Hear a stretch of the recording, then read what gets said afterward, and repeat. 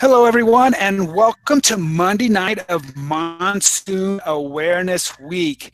We had a great conversation last night as we did kind of the introduction to Monsoon Awareness Week, and we went over all the 5 kind of threats that we'll be highlighting this week, which are, let's see if I can remember them off the top of my head, heat, which is what we're going to be talking about tonight, downburst winds, which is what we'll talk about tomorrow night, blowing dust is Wednesday night. I believe lightning is going to be on Thursday, and flash flooding will be on Friday's discussion. So, like I said, we had a great discussion last night. Tonight, we're going to be focusing specifically on heat, and we've got a great panel set up. Let me introduce myself. My name is Tim Bryce. I am a meteorologist with the National Weather Service in El Paso, Texas. Also joining me on the video call tonight is Miss Marissa Pazos, who is also a meteorologist in the El Paso office. As I work on down the line here, we've got Dan, which is the warning coordination meteorologist in Las Vegas. And we have Alex Tardy, who is the WCM, the warning coordination meteorologist in San Diego. And San Diego, monsoon, we'll talk about that here in a bit. And just slipping in under the wire is Paul Enriquez. Paul, pronounce your last name. I can never say it right. Geth. Yes. See, I was so close. So close. Paul is out of the Phoenix office, so thank you for joining us. And I'm not going to say any of us have more or less to do with heat, because all of our offices deal with heat in different ways. But I think the epicenter of heat for the Southwest seems to be Phoenix on many occasions. Though Dan, I will tell you, I was on vacation once in Vegas several years ago, and it was painfully hot there. I can remember that as well. So we are looking forward to having a great conversation today about heat. Feel free to tweet us if you have a question on Twitter. The hashtag is hashtag M as in mother, A as in apple, W as in wheelbarrow 2017. So that's 2017. Or simply just use the YouTube chat. I think a lot of people got a benefit out of that last night. And so it's probably easier if you're watching this on YouTube, just to chat away, enter a chat comment there on YouTube. And we will try to answer your questions and try to keep them, aimed at heat. But kind of as we roll into the conversation here, a lot of times we're very focused on the monsoon change. Basically, we'll define again, the monsoon is just a seasonal change in the winds. And as we get those seasonal change in the winds, it brings in a lot of moisture, and that helps to fuel those thunderstorms. So heat is not usually what you would think about as a monsoon threat. But as many of us know, being in the Southwest, heat is definitely a problem. And it's actually one of those things that, let's see what Ms. Marissa has here. Oh, yes, a beautiful graphic.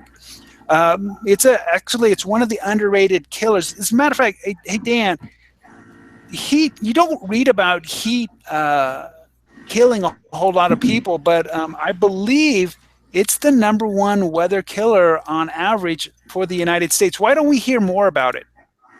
It is. We don't hear, and the way I like to say it is, if you were if you were a foreigner watching nothing but American weather-related TV, you'd see a lot of tornadoes, you'd see a lot of hurricanes. You wouldn't see anything on heat. Very rarely. Heat it's not photogenic. You can't take a picture of it. With hurricanes, we give them names, but there's no heat wave. There's no heat wave Dave. We don't name these heat waves as such. I use the example, while a terrible tragedy, the tornado that hit Joplin, Missouri, killed 160 people in 2011. And in 2011, that was 1 year, one place, one location. The odds of them being hit again with a tornado of that magnitude in our lifetime is nearly zero. However, heat kills a couple dozen people on average just in our Las Vegas area responsibility every year. We get 15 to 20, sometimes more every year. And it's sneaky in a way because you go out and you don't prepare for it. You're thinking it's just a hot day. And then all of a sudden, if you haven't prepared for it, especially in Las Vegas here, we have a whole lot of tourists who may not be fully prepared for this kind of heat. And next thing you know, we're having heat-related illness and fatalities.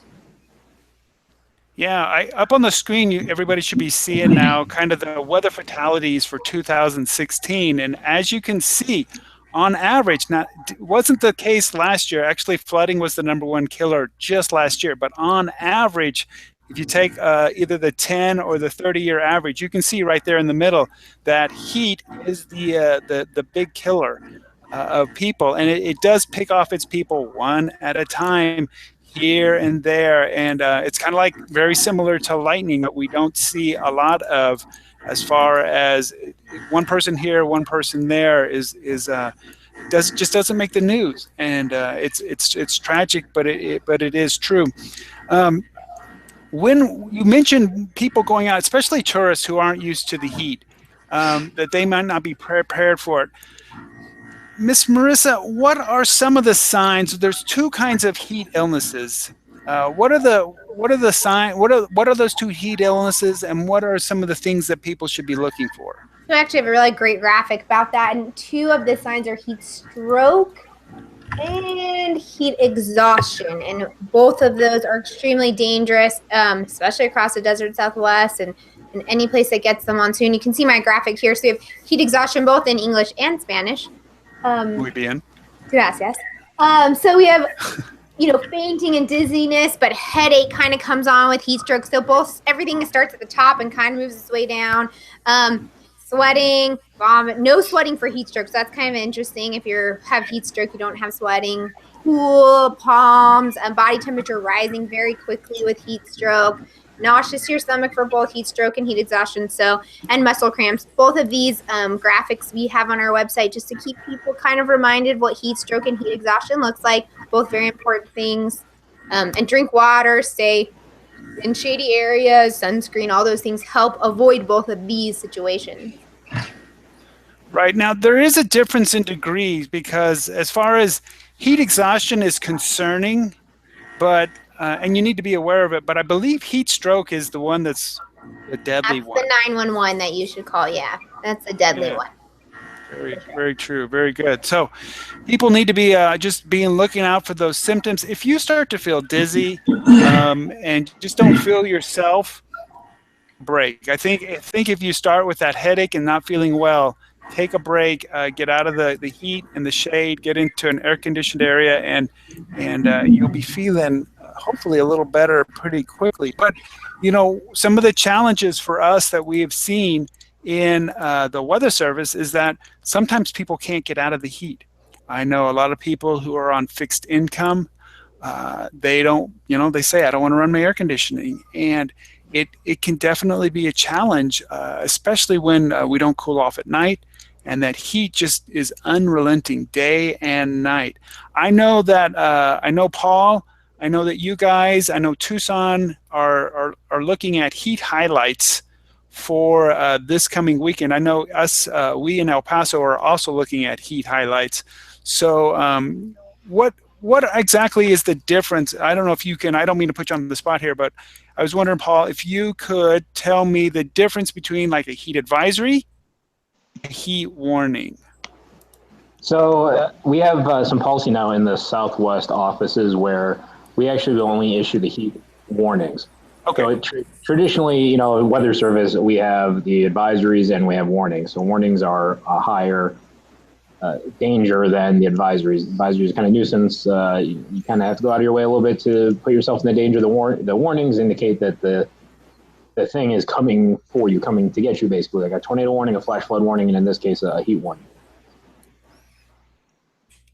Very good. And you guys, I know it's actually a kind of a good time to be talking about this because we are looking at later on this week some extremely hot temperatures. What are you forecasting for highs there in Phoenix towards the end of the week? Oh, you got your graphic. If you'll just slide it down or up, I Right. guess. So right now we do have our office and the Tucson office. We do have an excessive heat watch out for later in the week. So I believe they start Friday and continue through the weekend. So we're many days ahead of a potential heat wave coming up. If I look at what we're currently forecasting, we exceed 110. We're up around 112 for Friday and Saturday, and then we get even warmer Sunday into early next week. So the temperatures, they're going to forecast to be very hot, but this isn't what we necessarily use to determine when we will issue our heat watches and heat warnings. We have a tool, a product that we've been developing for about 5 years now, which we call the heat risk. And what that does is put the forecast high and low temperatures from all the different weather offices into it uses climatology to compare the time of year and helps us identify which locations at what time of year are going to be too hot, basically. So this is what I'm showing right now. Go ahead. Yeah, and that's a great tool. I'll let you explain it here in a minute because I wanted to, I had it pulled up on one of my tabs because I wanted to highlight it. You guys have been doing work on this. It's a little challenging to find. I was trying to Google search. I'll read off the address to everybody, and then I'll tell you the search I used to kind of find it. But the address to find this tool, which is a great tool, is www.wraa.noaa.gov/WRH/ I believe heat risk.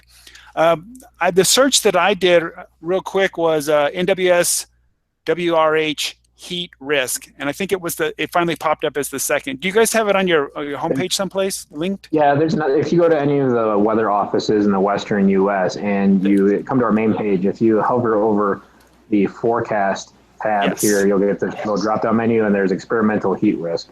Very good. Right here, and that will take you to that website. So if you go to weather.gov and click on Phoenix or just type in the word Phoenix, you'll go to their webpage, and then you can hover over forecast, and there you'll find it there. Because I like it. It's a great tool. We'll talk about in a little while, or maybe compare and contrast this tool to what a lot of people are familiar with, which is the heat index. So the heat index is one index we have, obviously. It takes account the temperature and the relative humidity to try to come up with an apparent temperature. So what would the temperature be if you actually accounted for that humidity? When you have rather high humidity, then the heat index or the apparent temperature is going to be higher than what the air temperature is. But if you have very dry air, then the apparent temperature, the heat index, is going to be lower than the air temperature. And that's because the drier the air is, the more readily water or your sweat will evaporate, and so the cooler you will feel. And then the flip side, the more humid it is outside, the harder it is for water to evaporate, the harder it is for sweat to evaporate off your skin, and the hotter you're going to feel. So that's one tool that's available out there to use to identify, how hot does it feel. Definitely. We just started working with looking at the heat risk, and I really like it as a tool because it doesn't take humidity into effect, but it does use climatology, time of year, and things like that. What are some of the other things that it uses to calculate that value? So the big thing, and let me see if I have a slide in here in a presentation we recently did. Oh, I don't. So heat risk is a way for us to compare, like you're mentioning, our high and our low temperatures to the climatology for the time of year. So it does not take into account humidity directly, but we do it in a somewhat smart way in that we know that those overnight low temperatures, they're only going to be high when it's humid outside, basically. So when you have real humid air mass in place, that helps keep those overnight low temperatures up. And so we can use that fact to compare it to the climatology, and that kind of takes humidity into account without actually taking humidity into account. So the heat risk product, we take that high temperature, we take that low temperature, we compare it to the climatology, we pass it through an algorithm, and it puts out how hot are these temperatures relative to the climatology for this location and for this time of year. So technically speaking, a little bit, it's looking at 95th percentiles, basically. So, pretty high temperatures for the climatology. And the output then are going to be these different threat categories, basically. Is it a low, medium, low, moderate, high, or a very high heat risk? So we are operating this now on the web page that you mentioned earlier. We are generating this information across the entire Western U.S. and into some other areas too where the domain covers. So this is taking our high and low temperature. So even for your area, Tim, for El Paso, for all of New Mexico, it's being generated as well. So just looking at the output, we can see, how hot is it going to get? And all of our offices in the far Southwest, so California, Nevada, Utah, and Arizona, we're using this output now to decide when and where we are going to issue those heat watches and heat warnings. And for higher elevation areas, we'll issue the heat advisory still. But anywhere where we have red or magenta is where we have that higher, very high risk.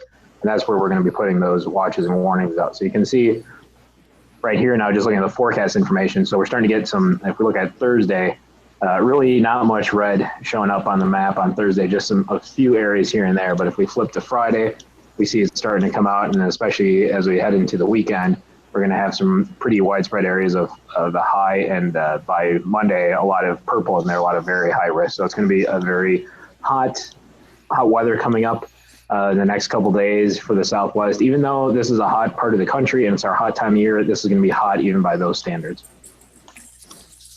Right. So, and right now it keeps getting, it keeps raising the bar as you go through. I see for our area, I think we are getting, by Monday, we're getting a little intrusion of, I'm going to say, quote, cooler air. It's actually some moisture, I think, moving in. So I think we're slicing maybe a few degrees off of our highs.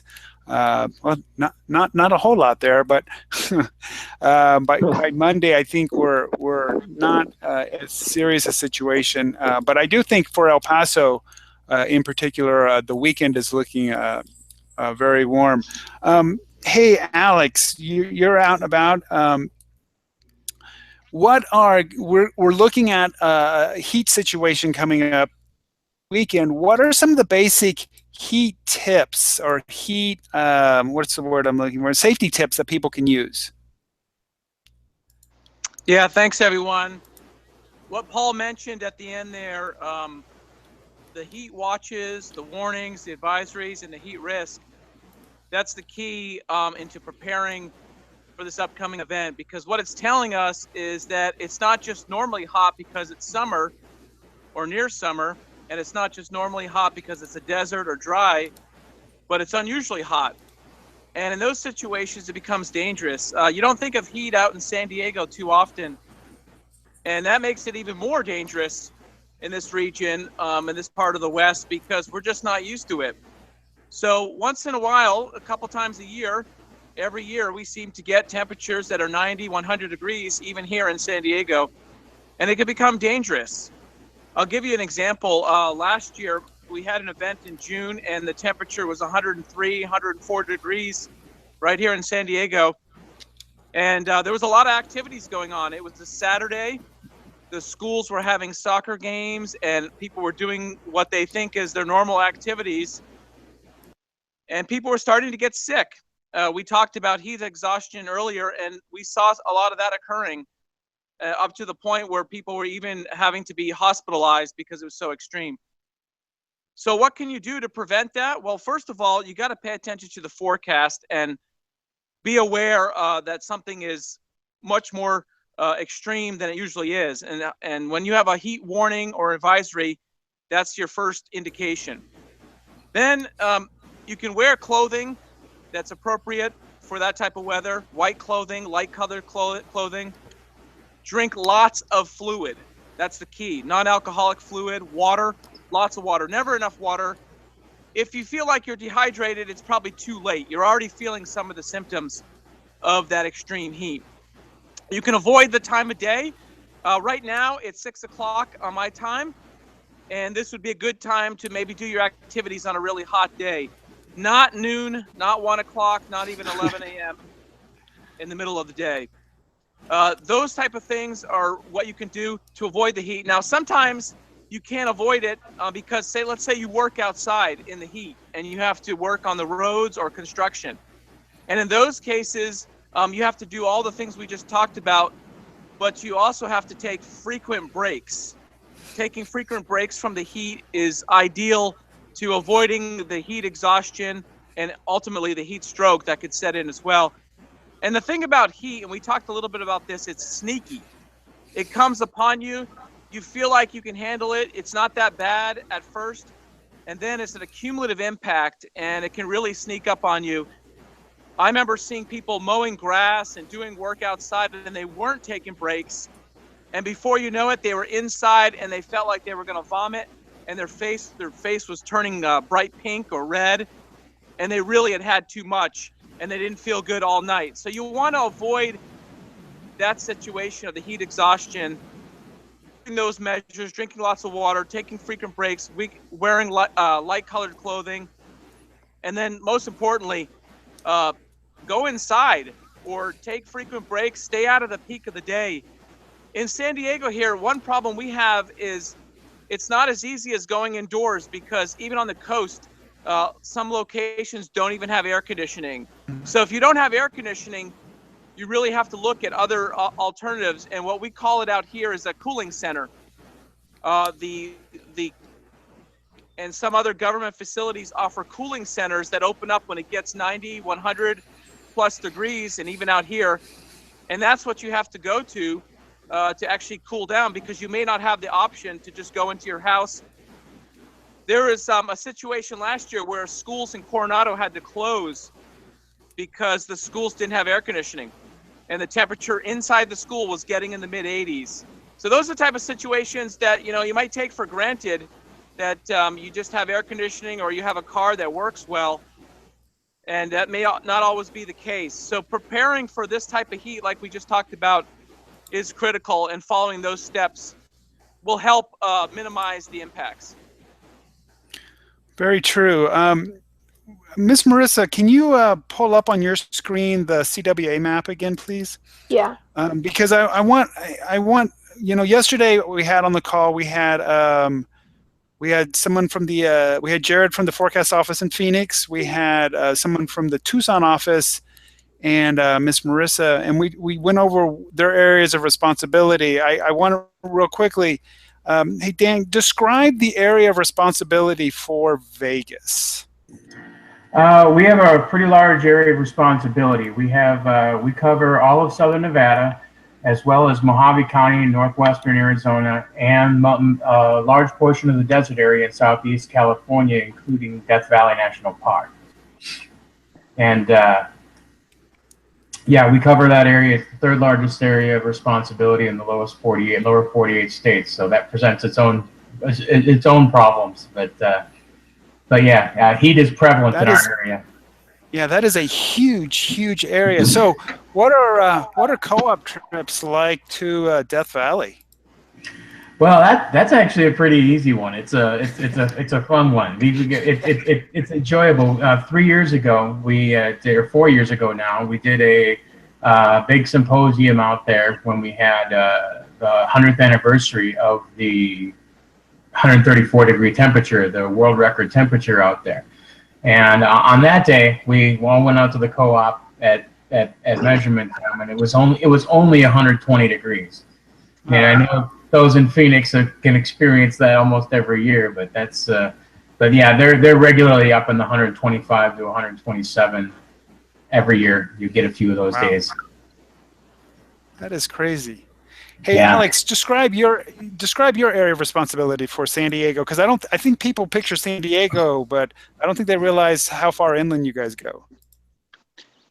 Yeah, they do picture San Diego. We're all guilty of it. I was too before I moved out here. I pictured San Diego, and I thought of a beach, you know, maybe 75 degrees, a couple tall buildings, expensive food, you know, those type of things.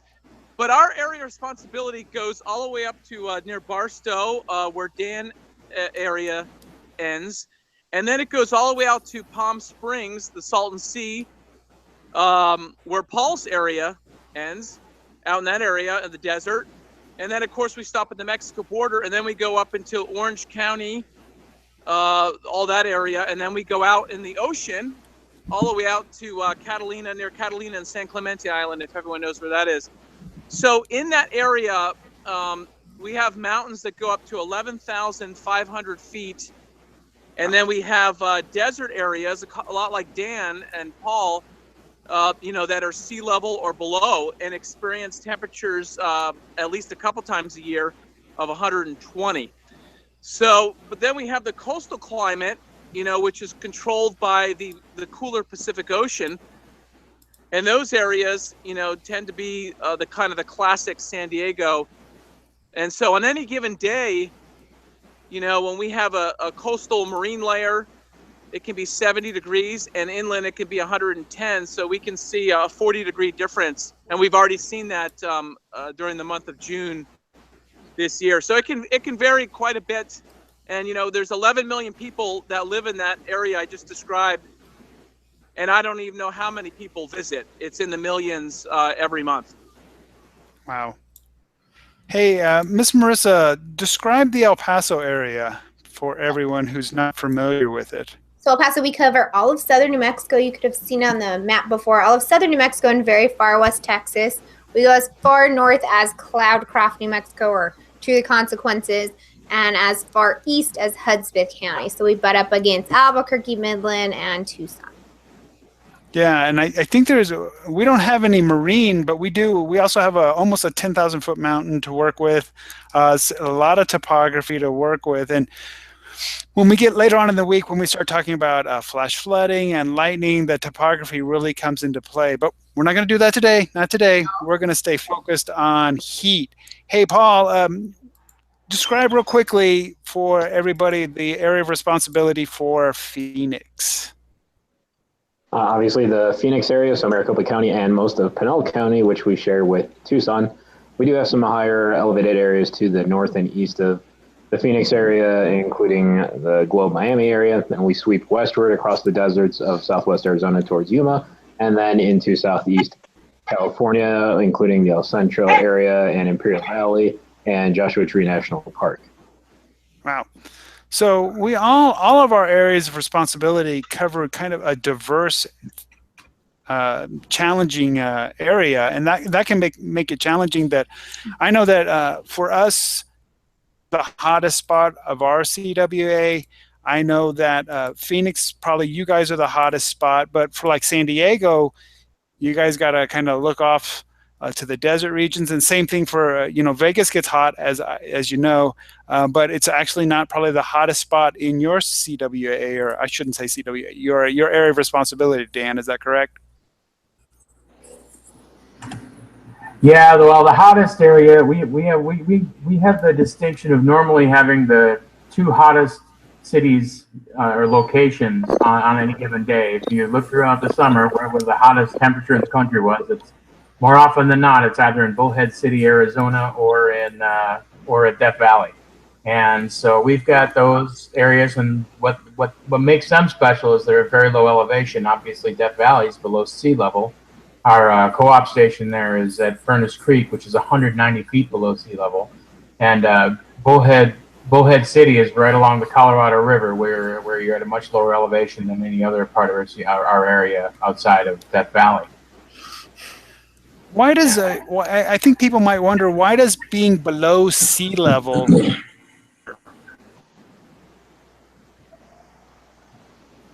does that make sense, that question? Sorry, I didn't hear you. Oh, sure. So why does being below sea level seem to make it hotter? Is it because it's below sea level, or is it just because it's a very low elevation? It's strictly because it's a very low elevation. When when the atmosphere mixes out, as we all know, in the mountain, we call it mixing out in the because overnight we get cooler temperatures at the surface, but the air mass, really whatever the air mass is over your head, kind of determines what the temperature of the air could possibly be.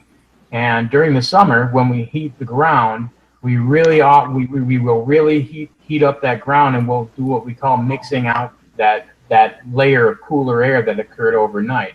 And then what we do is, and then as such, the lower you get in elevation, we all know that if you go up in the mountains, it's cooler. If you go up the mountains, it's cooler. It's because you're higher in elevation, in the atmosphere, the troposphere, the lowest level of the atmosphere cools as you go up. Same is true as you go down. So if you go to a lower elevation, it's going to be warmer than the adjacent higher elevations, which is why Death Valley is often the hottest area in the country. Ooh. Well, you said that when you said that it was below sea level, I figured people might wonder why, if that was something magical about being below sea level, and it turns out it is. Very good. Now, like I said, we are looking at very hot temperatures for the end of this week, and Alex went over some of the basic heat tips, but I'm going to put everybody on the spot here. What are some of maybe heat tips that people wouldn't normally think of? We went over the basic ones: lots of hydration, take breaks, stay out of the heat of the day, maybe do stuff early in the morning or later in the evening. What are some maybe, and Dan had mentioned that they have a lot of tourist people there in San Diego or in Las Vegas, and Alex in San Diego. What are some of the not so common kind of heat safety tips that people need to be aware of? And I will pick Paul. What's one that you could think of? I think one of the big ones I would share with folks is that, check on other folks that may be more susceptible to the heat than you are. So, most people do have ways to mitigate, and accommodate themselves from the heat. They have air conditioning in their house or their office space, so you can go somewhere. So, they may not work outside, so they are okay. The heat warnings we put out aren't necessarily for them, but there are other folks who don't have those means. And here in the Phoenix area and most areas, Maricopa County, a lot of the people that get impacted by the heat are homebound people on that fixed income, like you mentioned a little bit earlier. But just checking on those folks can, seeing if they're okay can make a big difference, just a wellness check. So, interacting with some of our first responders here, we hear about all the calls that they get when it starts getting really hot out and people having issues with medication, with illnesses that they have. And sometimes there's no one there to check on those people. And unfortunately, they do die. Looking at Maricopa County alone, last year, we did have 130 heat-caused deaths. So, that's a substantial amount of people dying from heat. And a lot of them do happen to be homebound. So that's one piece of advice I'd give is if there's some folks out there you're friends with or, other neighbors, what have you, just check up on them and make sure they're okay. Yeah, now you did mention air conditioning, and the question that I have, in El Paso, a lot of people have what's called swamp coolers. They work good when it's dry and when it's not super duper hot. But I know here in El Paso, once the temperature starts pushing well above 100, like 105, 107, it just can't cool the house. It doesn't matter how dry it is. And the way the evaporative coolers works is actually quite ingenious. It's very simple. You just take water, you have a box on your roof, pump up water up to the top, and then it filters through either cardboard or straw, and then you draw air through that, and it's an evaporative process. And as you evaporate that water, it cools that air, and then you funnel it down into your house. But I know for a fact that if some moisture moves in and we get a little moisture in the air, those coolers aren't efficient. I know that right now our relative humidity in El Paso is like Marissa, is it like 10% or something like that? It's pretty low, or maybe even single digits. That's right. So the air coming out of my swamp cooler right now, it feels like the refrigerator. But you here by this weekend, when it gets above 105 for El Paso, or we raise that dew point or that relative humidity, it doesn't work as well. Paul, do people have regular air conditioning that I think a lot of people are familiar with, or do a lot of people still have swamp coolers? The majority of the swamp coolers are not very common anymore. Any newer construction, the retrofitting that happens, it's going to be more typical air conditioning. So even still, there are a sizable portion of the people that when the county goes in and looks at who unfortunately has died from heat-caused illnesses, a lot of people did have air conditioning. Air conditioning penetration in the Phoenix area is exceptionally high. It's something like 98% or something like that. Basically everyone has air conditioning.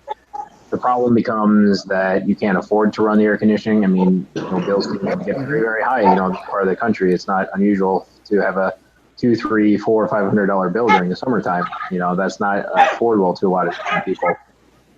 Sometimes the air conditioner is not broken either, or the air conditioner is broken, so there's issues with that, getting people to repair. So there are laws in place, state laws, that if air conditioner is broken, landlord has to get it fixed within a certain amount of time. Power companies, when there's extreme heat events, they're not allowed to cut off electricity so that folks can still have the air conditioning. So I mean, there are things in place, but still, not everyone has that ability to help cool themselves. Wow. Hey Dan, in Las Vegas, how do people keep cool there? Is it mainly air conditioning, or there's a lot of people use swamp coolers?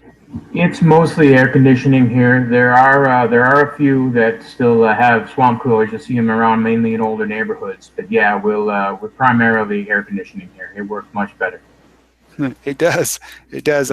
I'm still on a swamp cooler, but the upside of it is that it for sure gives you cold air. But like Paul mentioned, it can come at a price, and sometimes it's a price that's a little too high. Hey, Alex, you mentioned that some people don't even have air conditioning in your area. What is the primary way of, in maybe some of the hotter areas, that people try to get cool? And I believe you're muted right now. He's looking how to unmute. Unmute. Can you get it unmuted? I don't think I can unmute you. Boo-hoo. Alrighty, while he's working on that, we will just continue to chat away. Hey, I'll ask Miss Marissa, do you guys have air conditioning or a swamp cooler? I have both at my house, actually. Oh, so nice. yeah, I know, right? Some houses in El Paso have both. We were just actually discussing earlier today with our friends just south of the border. A lot of them, due to their economic situation, do not have air conditioning at all, too. And they're not in the mountains. They're not in higher elevations at all. They're down in the lowlands just like us without air conditioning. So we have to watch out for that. And you mentioned that for a lot of people don't realize that El Paso sits on the border, and we have in just right next door to us is Juarez, and that is a city of over 1 million people. And like Marissa says, that a lot of people down there are financially challenged, and they don't have any kind of air conditioning at all. I think Alex has got his unmuted. Can you say something there, Alex? Sorry about that. That's okay. You're good. I didn't realize I muted it. So in our area, just like was mentioned, we have an economic challenge where people either choose to not use their air conditioning or they choose to not install it. So a lot of times when you buy a house, even in the coast, even in the metro area of San Diego, it's optional.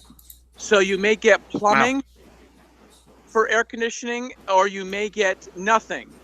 Now the new construction, they at least put plumbing so that it's set up for central air. A lot of people, even my neighbors here, will choose not to purchase it. It was one of the first things that we purchased when we bought our house, just because it just seems like an essential. So a lot of times our air conditioner is free, and that's the sea breeze, or that's the breeze off the ocean. Things are changing. So schools are becoming more adept in installing air conditioning, but believe it or not, places like right on the immediate coast still do not have air conditioning, or it's just not the most efficient or type of system set up. So it's starting to change, but here it's kind of hit or miss when you're within just a couple miles of the coast. Wow, very interesting. Very interesting. Quite a diverse cooling just across the Southwest, so very interesting indeed. Let's see. Oh, we were talking about the kind of maybe not so well known or not as well heat safety tips. So I had asked Paul, and we kind of went down a rabbit hole there on air conditioning. Let me ask Dan, what would be a one maybe not so obvious heat tip that you could offer to people? Well, I could give you one. Don't be complacent at night. It's in some areas, especially where we have in Las Vegas, we have a lot of activity going on at night, especially this upcoming weekend. We have the Electric Daisy Carnival coming to town, which is going to be 100,000 people outdoors at the Las Vegas Speedway overnight for 3 nights. So we've had incidents in the past where our low temperatures due to our rapid urbanization in Las Vegas, sometimes our low temperatures don't get below 90.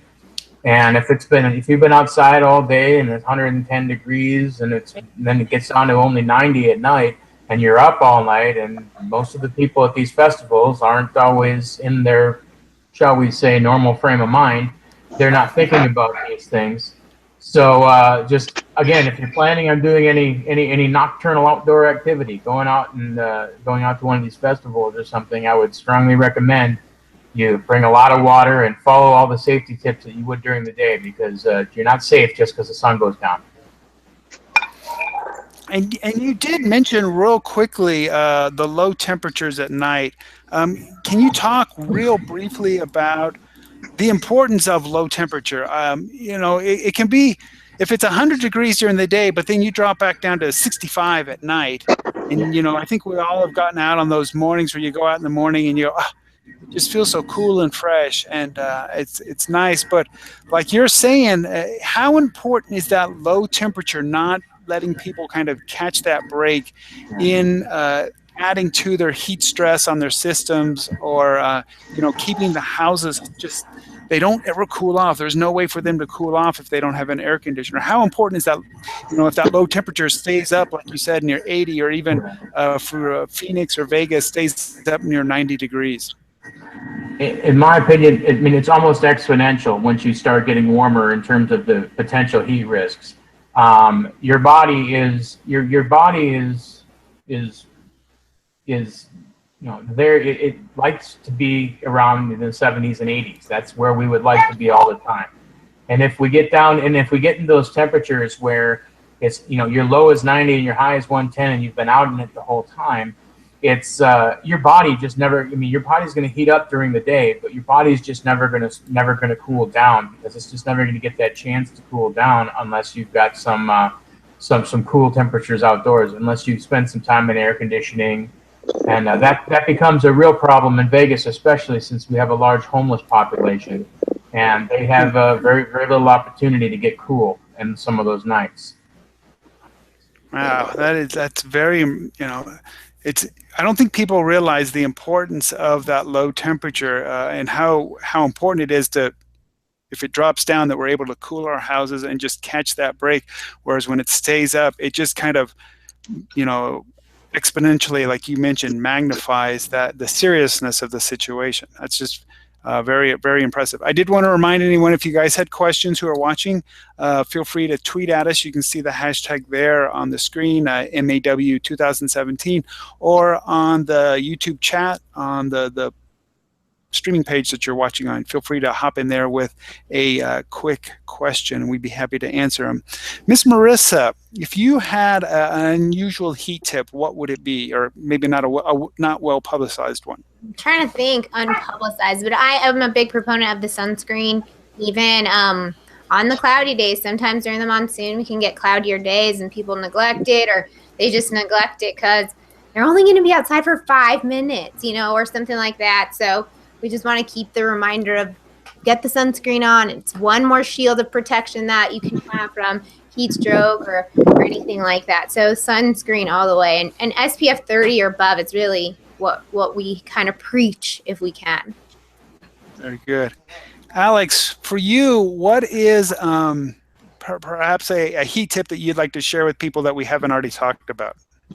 Yeah, take a look. Oh, it's a black cat. So it's not Halloween. Tell us about your pets. Yeah, my pets. So check on your pets.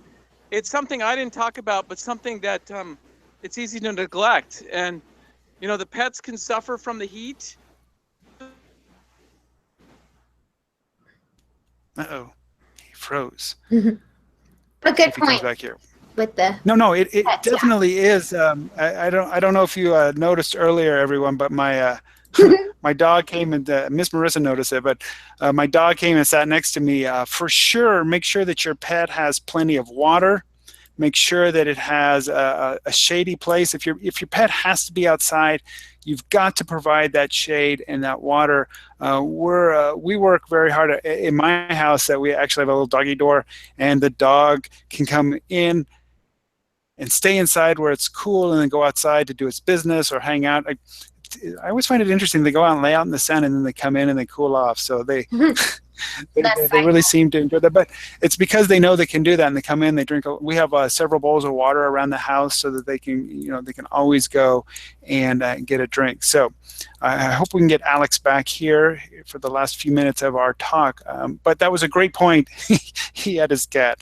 Hey, the one tip I'd like to talk about, and maybe Marissa and Dan, we could talk about it all together, is, and it's not necessarily when it gets very hot, but it's kids and cars. And I do think I have a graphic here. Let me I have one up as well, I think. Go ahead. I'll share your screen here. Cancel, and let me share your screen. Oh yeah, there we go. It's good. So basically, it doesn't have to be super hot for kids and pets and cars. You should never leave a kid or a pet in a parked car while you just run in or something, because I've seen it too many times. People run into the convenience store, and before they know it, they've talked to the cashier, or they couldn't find what they were looking for, and that heat inside that car builds up very, very quickly. So there you can see the outside temperature. Even when it's 80 degrees, after 10 minutes of sitting in the car, it's almost 100 degrees. And after 20 minutes, it's 109. And I know that we continue to hear the tragic stories of people around the country that accidentally forget that their kids are in the back seat when they go to work. And I believe I have, let's see if I can show my screen here real quick. And it'll show up here in a second, I hope. But it talks about the U.S. child vehicular deaths. And so far, already this year, there have been 7 children that have died in cars in the United States. And you can see it's just the average looks like it's running at a little over 30, and that's unacceptable. And I know that the Weather Service has several campaigns to kind of help kind of prevent that. They have some cute sayings that help parents remember. One of them is look before you lock, and the other one is beat the heat, check the back seat. Dan, what can people do to kind of maybe help prevent this? Just be vigilant about it. Make sure that your kids you should have your kids and your pets be cognizant of their need for care at all times, especially during hot weather. Another thing we talk about with pets is that we take for granted that the pavement gets extremely hot as well. And if you're walking your dog on the pavement, its paws are as hot as your feet would be if they were bare feet on the pavement. And so please understand the heat effect. We take it for granted, but the heat affects your pets, and the heat affects your children just as much, if not more, than you. And that goes for whether you're outdoors or inside a car. Very true, very true. Ms. Marissa, what can you tell parents to help them? What's a tip that you could give them to help them remember? Put something in the back seat, like a lunchbox or a briefcase, a backpack, whatever you take into work with you. Don't put it in the front with you or in your trunk. Try to put it in the back seat next to your child, just in case, because people get distracted, things go by, the drive in the morning can be long, so that'll help remind you. Yeah. Do the same thing with a cell phone or a wallet or something as well. Perfect. Yeah, anything. Does it exactly. Tim, I wanted to touch on cooling. That was what I was going to suggest. Was the cell phone. That there are cooling stations across, every warning area that we provide. So just kind of be aware of where maybe a cooling station is, or one where you could take someone, kind of like we mentioned earlier, a buddy system, checking on a partner, a friend, a neighbor, whoever. And if they need to go to a cooling station, you can go there. Public libraries are really good places. malls, movie theaters, anything like that. So that's really important. I know we don't typically have that on our website, but there's got to be a place. I think Tim has a website that kind of brings that up. But even still, even if you don't have a website, listen to the news or radios. They usually typically will talk about where the cooling stations are around the cities that we forecast for. I had doing a little research for tonight's talk. I came across this. I know Paul had to drop off the call. He could talk a little more authoritatively about this, but these are the cooling stations that they have set up around the Phoenix area. And they actually break them up into like hydration stations, refuges where people can go to cool off. And then they also, once the Weather Service actually issues a heat warning, they actually open others as well to increase the number. Some are open kind of, I'm guessing, during the summer in general, and that may be like libraries and the mall and things like that. But during the emergency situations, when they issue a heat warning, they actually open other stations as well. So it's just a place for people to go and cool off, especially if you don't have air conditioning, if you don't have any way to cool your house. Get out and try to take advantage of these cooling stations so that we just don't want you to become a statistic. And that's what it comes down to. And it's not afraid to, don't be embarrassed to ask for help. People, check on your neighbors, check on your elderly parents or your abuelos and your abuelas, your grandmas and grandfathers. Just make sure they're okay. You know what? If you know that the heat warning's been issued and you know that maybe grandma and grandpa don't have air conditioning at their house, maybe invite them to your house to spend a couple of nights and just give them a place to go or take everybody out to a movie or go eat in a restaurant, something like that, just so that they can catch some kind of break from the heat. I think would be just go a long, long way in helping lower, like we showed earlier, all of those heat deaths. Over 130 on average for the last 30 years, heat deaths a year across the United States. And it's just too high.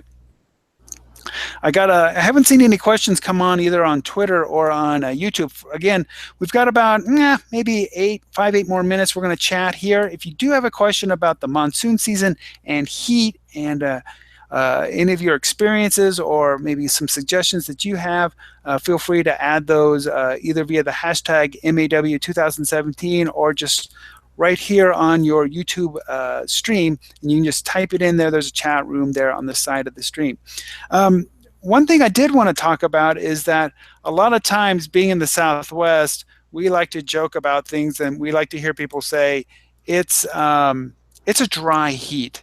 And so it basically implying it's not so bad. You can handle that. Is that a myth, or is that true? Can you talk to that? We do hear people say it's a dry heat, but it doesn't matter. In my opinion, it doesn't matter when it's like 105 to 110. Hot is hot. So can you kind of talk into that myth of it's a dry heat? Well, it's not a dry heat. The whole idea with the monsoon, I'm going to show this graphic really quick, is that we're streaming up moisture from a different area into our area. So now it's no longer necessarily a dry heat anymore. And especially those people who are not used to moisture being in the air, and it's been a whole summer since the monsoon has kicked in, and they forgot, I guess, what was going on. They're not used to that rise in moisture level or humidity across the area. So although it is typically a dry heat, and like right now it will be a dry heat this summer or this next couple of days, when the monsoon kicks in, and this is Monsoon Awareness Week, that's not necessarily fully dry heat. Very true. And I know for people, we did talk about how so many people have air conditioning and not swamp coolers, but I know in El Paso, if I had to guess, I'd say it's about 50-50 as far as air conditioning and swamp coolers. And I am a swamp cooler person. So that once that moisture moves in, the temperatures may come down a few degrees, but the swamp coolers, the efficiency of them quickly starts to go down, and the house just doesn't cool off. And like I mentioned earlier, when it hits 105 to 108, the coolers can only cool so much, and the house still stays warm at night. So As you mentioned, it may be a dry heat, but hot is hot. That is for sure. Real quickly, I want to go. We had Alex and Paul had to drop off, but real quickly, I wanted to just have people talk. For Vegas, Dan, what is the record high temperature there in Vegas, if you know it off the top of your head? I do. The record temperature in Las Vegas at the airport, which is not the hottest part of our Las Vegas Valley, but it's our official hottest, is 117. We've hit that multiple times. Last reached on June 30th, 2013. We had a tremendous heat wave that day. Wow. And then 117. Oh, go ahead. Yeah, go ahead. Well, I was going to say, and interesting to note, on that same day, this was 2 weeks before the 100th anniversary of the Death Valley 134. Death Valley hit 129.2, and at the time I'd been working with some weather historians on with the WMO, World Meteorological Organization, as well as Christopher Burt, who's an expert in weather records. And he had told me that was the hottest temperature recorded worldwide since 1942, and that was tied back to then. And it was the hottest temperature recorded reliably since the week of the record in 1913. It was pretty crazy hot day. We had all sorts of media out there hanging out on the Las Vegas Strip and doing live spots from there. It was quite an event. Very good. I bet. Hey, Miss Marissa, what is El Paso's record high temperature 114 in 1994. So, and also a record event for us and a big event. I think I have a T-shirt that they sold documenting this day. I think my parents bought it for me.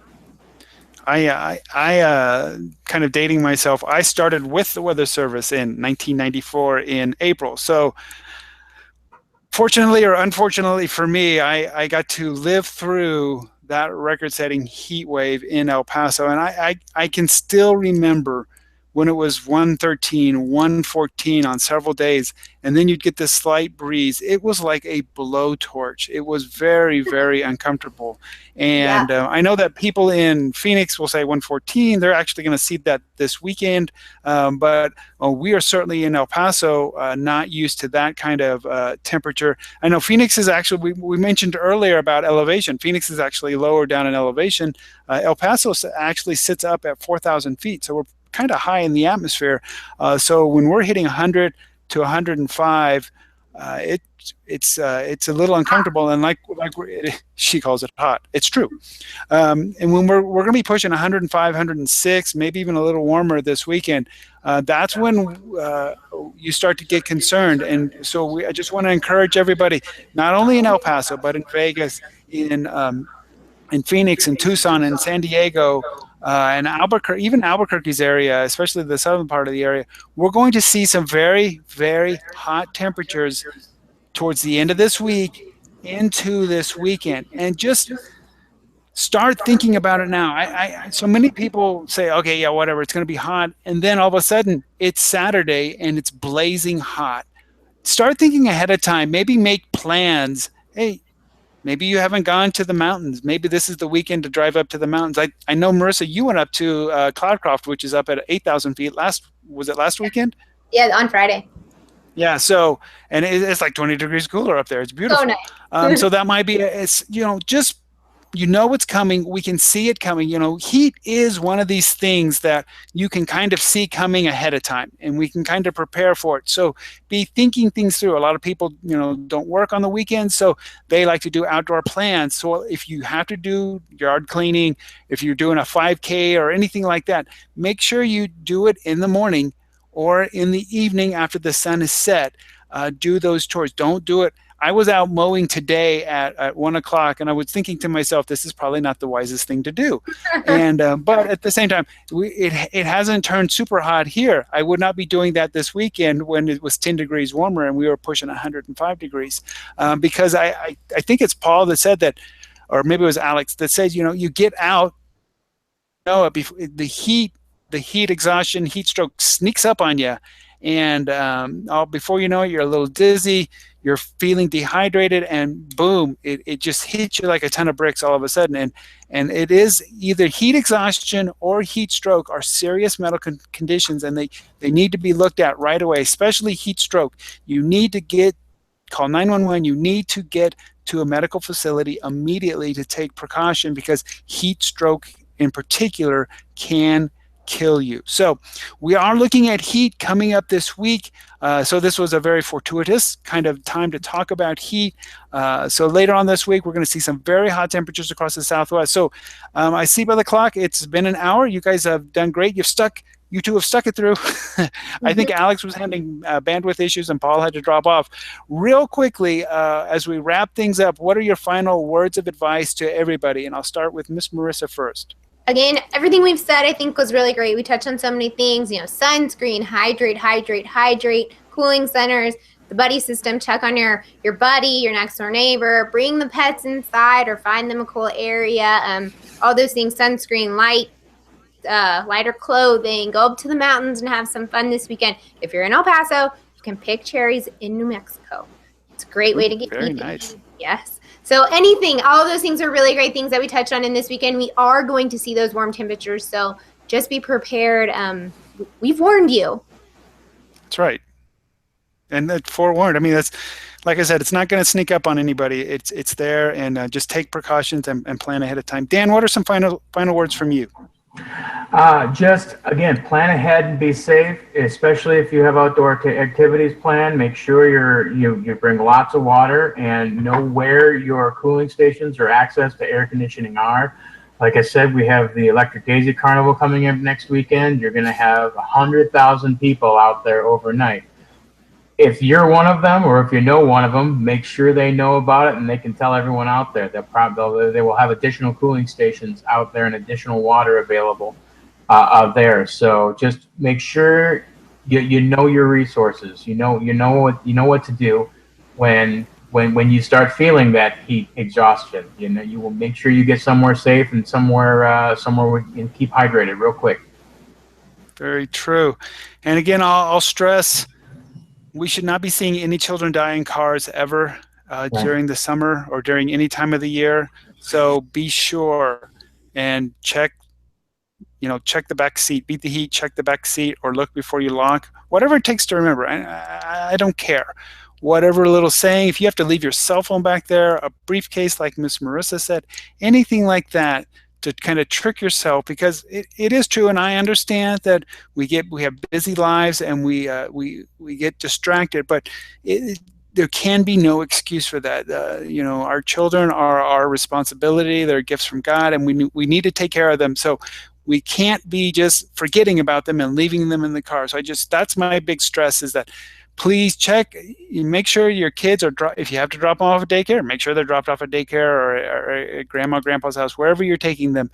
Don't leave your pets. Don't forget your pets. Don't leave them in the car. If they're at home, make sure they have a shade and a place to get water as well. So very good. I want to thank everybody for joining us today. Miss Marissa from El Paso, myself, I'm also her coworker from El Paso. We had Dan Burke as a WCM from Las Vegas. Alex Tardy was a WCM from San Diego. He had to drop off. And Paul Iniquez was from the Phoenix office. And I want to thank everybody for joining us tonight. Remember, we've got 4 more Hangouts to do, 1 each night. So same time tomorrow, just check your Weather Office's social media channel. They should be posting these on there so that you can join in the conversation if you'd like. But tomorrow we're going to be talking about downburst winds. Wednesday is going to be blowing dust, and I know for sure we have a special guest on Wednesday who's been doing a lot of research in blowing dust. On Thursday, we're going to be we have another guest talking on lightning. Ron Hawley from Vaisala will be talking, and then on Friday, we'll be talking flash flooding. So we still got a lot of great topics to cover, a lot of important topics, because we want to keep you safe as we go through this Monsoon Awareness Week. And by the time we get to the end of Monsoon Awareness Week, The monsoon season will have officially started. It starts officially on June 15th, and we'll be immediately looking at this number one, the one topic we talked about today, the heat. This weekend, the story is going to be the heat across the Southwest. So prepare for it now, be ready for it, and be safe. So I want to thank everyone for joining us again today, and I'll hopefully see you all tomorrow. So have a good evening.